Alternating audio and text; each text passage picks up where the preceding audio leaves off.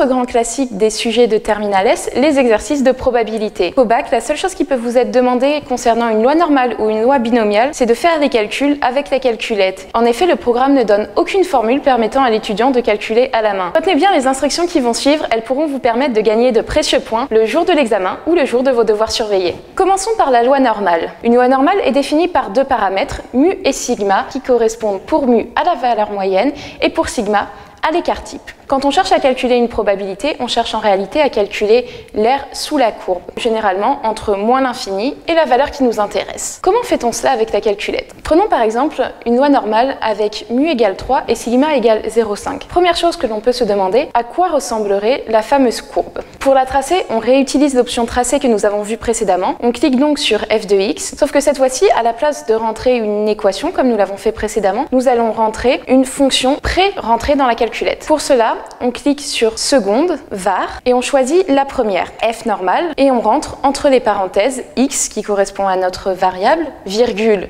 mu, c'est-à-dire ici 3, virgule sigma, c'est-à-dire ici 0,5. On clique sur graphe et normalement la courbe de la fonction devrait apparaître. Petite astuce, si lorsque vous appuyez sur entrée après avoir appuyé sur le bouton graphe, rien n'apparaît à l'écran, ce n'est pas forcément que rien n'apparaît à l'écran. Faites attention, cela signifie peut-être uniquement que votre fenêtre est mal réglée. Dans notre cas, on a une loi normale centrée aux alentours de 3. Je vous conseille donc de prendre une fenêtre entre 0 et 6 pour les abscisses. Pour les ordonnées, 0,1 fera très bien l'affaire. Et alors, vous devriez voir apparaître votre densité de probabilité sur l'écran de la calculette. Intéressons-nous maintenant au calcul d'une probabilité avec la loi normale. Prenons par exemple la probabilité que notre variable soit inférieure à 3. Puisque notre loi a pour valeur moyenne 3, cette probabilité devrait être 0,5. Mais comment le calculer avec la calculette? On recommence plus ou moins l'étape précédente, c'est-à-dire que nous allons faire seconde variable, sauf que cette fois-ci, au lieu de choisir la première option, on choisit la deuxième, normale, f répétition. Et on va rentrer les arguments suivants, la borne inférieure, la valeur de x, la valeur moyenne, et enfin l'espérance, fermez la parenthèse, appuyez sur entrée et vous aurez votre probabilité. Petite clarification, qu'appelle-t-on borne inférieure? Calculer une probabilité correspond à calculer l'aire sous la courbe, mais l'aire sous la courbe dans un intervalle. La borne inférieure, c'est donc la borne de gauche de l'intervalle. Dans notre cas, c'est moins l'infini, puisque l'on cherche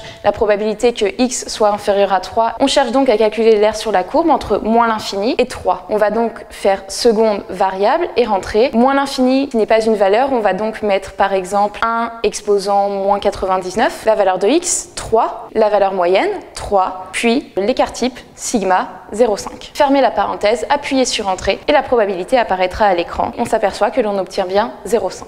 Donc nous venons de voir comment calculer la probabilité que notre variable soit inférieure à une certaine valeur, ici 3. Nous allons maintenant voir comment calculer la probabilité que notre variable soit comprise entre deux valeurs. Essayons de calculer la probabilité que x soit compris entre 3 et 4. Si vous avez bien compris l'explication précédente, vous devriez savoir comment faire. Prenez donc par exemple 15 petites secondes juste pour réfléchir et essayez de le faire par vous-même avec votre calculette. Si vous ne savez pas comment faire, voici l'explication. Tout à l'heure, nous avons utilisé une fonction et nous avons rentré les bornes de l'intervalle sur lesquelles nous cherchions à calculer la probabilité. Ici, la borne inférieure va donc être 3 et non plus moins l'infini et la borne supérieure 4. Et ainsi, nous allons bien avoir la probabilité que notre variable soit comprise entre les valeurs 3 et 4. Pour le faire sur la calculette, comme tout à l'heure, seconde, variable, on choisit la deuxième option, normale f répétition, et on rentre borne inférieure, borne supérieure, valeur moyenne, écart type, c'est-à-dire 3,4,3,05. Fermez la parenthèse, appuyez sur entrée et la probabilité apparaîtra à l'écran.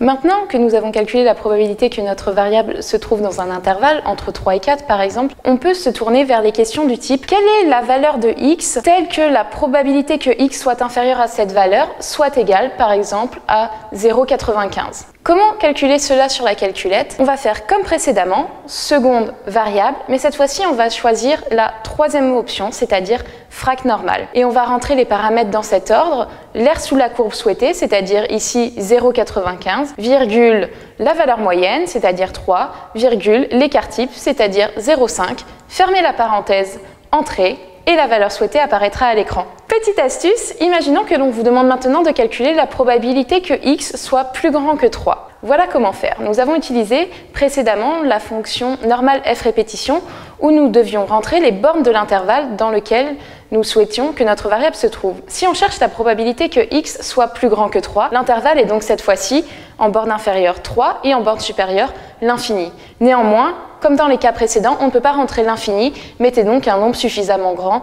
10 exposant 99 fera très bien l'affaire. Pour calculer la probabilité, on fait donc seconde, variable, on choisit la deuxième option, normal f répétition, et on rentre 3, 10 exposant 99, valeur moyenne, c'est-à-dire 3, écart type, c'est-à-dire 0,5, fermez la parenthèse, entrée, et la valeur sera 0,5. La probabilité sera 0,5, en effet, rappelons-le, notre loi normale est centrée en 3, donc la probabilité que x soit strictement plus grande que 3 ou supérieure ou égale à 3 vaut 0,5. N'oubliez pas que vos résultats doivent être arrondis soit à la précision demandée par l'énoncé, soit à une précision que vous jugez adéquate. Ici, par exemple, 0,50 fera très bien l'affaire. Autre grand classique des exercices de probabilité, la loi binomiale, définie elle aussi par deux paramètres, n et p. N correspond au nombre d'essais et p à la probabilité du succès. Prenons par exemple une loi binomiale avec n égale 100 et p égale 0,4. Et commençons par essayer de calculer la probabilité que notre variable aléatoire prenne une valeur exacte, par exemple 60. On cherche donc la probabilité que grand X égale 60. Le programme ne donne pas de formule pour calculer cela à la main. La seule solution, c'est donc d'utiliser la calculette, et pour cela, on utilise les mêmes instructions que précédemment. Seconde variable, sauf que cette fois-ci, nous allons choisir la dixième option, binôme FDP, et rentrer les paramètres n, p, valeur de grand X. Ici, cela sera donc 100, 0,4, 60, fermez la parenthèse, appuyez sur Entrée, et la probabilité apparaît à l'écran. Nous venons de calculer la probabilité que notre variable aléatoire prenne une valeur exacte. Néanmoins, on peut aussi se demander quelle est la probabilité que notre variable soit inférieure ou égale à une certaine valeur, par exemple, probabilité que x soit inférieur ou égal à 60. Ce sont quasiment les mêmes instructions, donc on va venir faire seconde variable, sauf qu'à la place de choisir binomial FDP, on va choisir binomial F répétition, c'est-à-dire l'option qui correspond à la lettre grand A. Il n'est pas très facile de taper grand A sur le clavier, je vous conseille donc d'utiliser la touche pour vous déplacer vers le bas et choisir la bonne option. Et on vient rentrer les mêmes paramètres que précédemment, c'est-à-dire n, p et la valeur limite de grand X. On va donc taper 100,04,60, fermez la parenthèse, appuyez sur Entrée et vous aurez votre résultat. Petite astuce, imaginons que l'on vous demande de calculer la probabilité que grand X soit supérieur ou égal à 61. Il n'y a pas de moyen de calculer simplement qu'une probabilité soit plus grande qu'un certain nombre. Néanmoins, n'oublions pas que la somme des probabilités fait 1. Par conséquent, pour calculer la probabilité que grand X soit supérieur ou égal à 61, on peut faire 1 moins la probabilité que grand X soit strictement inférieur à 61, c'est-à-dire 1 moins la probabilité que grand X soit inférieur ou égal à 60, et donc 1 moins le résultat que vous venez de trouver. Voilà comment on calcule la probabilité qu'une variable soit supérieure ou égale à une certaine valeur.